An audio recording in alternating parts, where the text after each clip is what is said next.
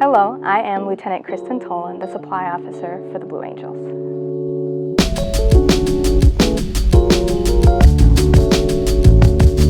In Aircrewman Candidate School, when I first enlisted in the Navy,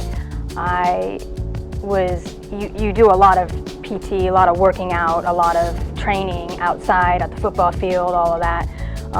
And I remember hearing the Blue Angel jets take off, and one of the instructors yelled, "That's the sound of freedom right there."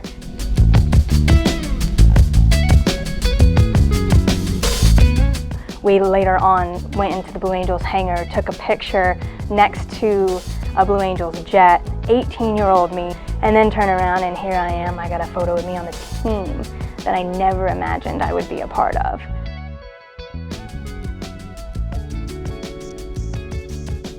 The Blue Angels have been inspiring people since 1946, and they inspired me when I was a young airman apprentice almost 15 years ago when I first joined the Navy. And I know the team will continue to inspire people around the world for many years to come.